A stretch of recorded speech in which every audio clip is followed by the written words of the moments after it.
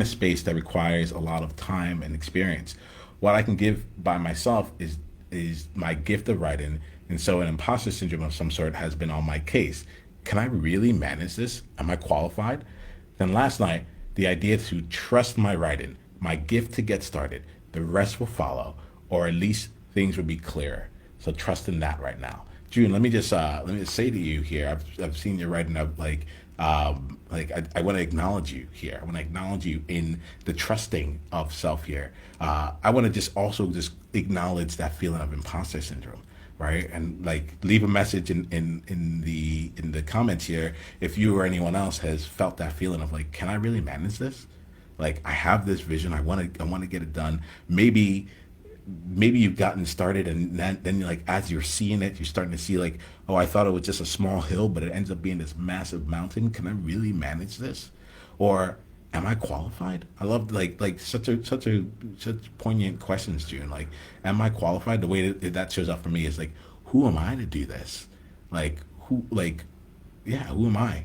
And I imagine myself here, June. I don't have one in front of me, but I used to write myself literally on post-it notes. By the way, I would take a post-it note and I would just give myself a qualification or a certification. I would literally write, "I hereby certify, I Niyama Shang am a podcaster," or whatever it is. And I've done this for myself and for others. I'll do it sometimes with my clients.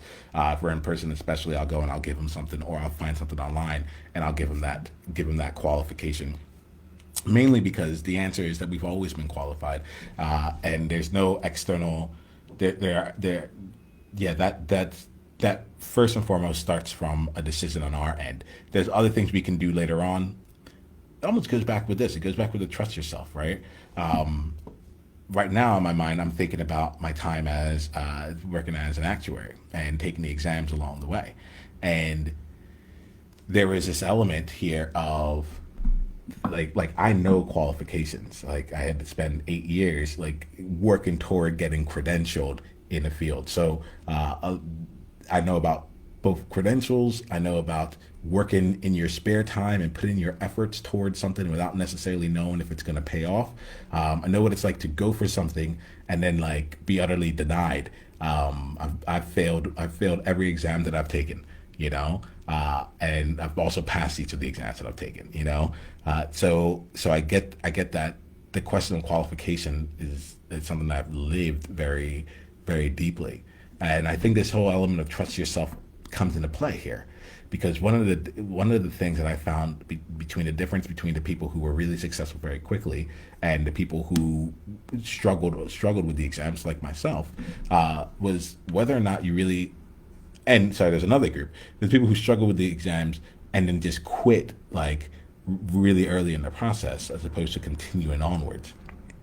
And what I found is whether or not you looked at the exams as a a a viewpoint of okay now of almost like how do I say allowing you forward, almost like permissioning to you, saying okay now this is you don't know this unless you can pass the exam, as opposed to the exams being a piece of recognition. Every time I pass the exam, it's like, oh, I know this, I got this. Let me just finish taking this exam. Give me this 2 hours to check the box and let the whole world know that I know this stuff. And I think that like that element of trust was just there. And I'm thinking about this right now when you're thinking about the gift of your writing. Like you have such a gift, and the thing the thing that comes to mind is like really is being in this space and like playing with this trust here of allowing the qualification to be something that comes up afterwards, where it's you are a writer, do the craft, work on your work, put it out in the world, share your gift, let that happen, and then eventually the rest of the qualifications, the rest of the things will come and follow when that shows up.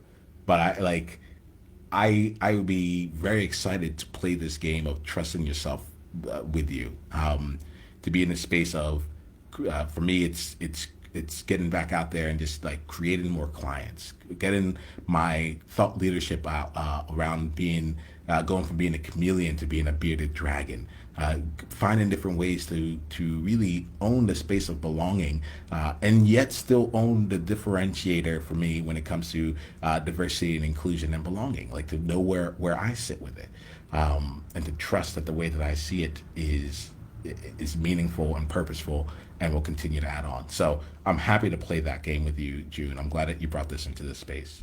It's the World Joy Movement. Yeah. What was your greatest insight from this conversation? And if you want to come and be a part of a conversation like this live, it's really simple. Just go to beworldjoy.com and come introduce yourself, and let's take the conversation to the next level because you're there now. All right, let's play.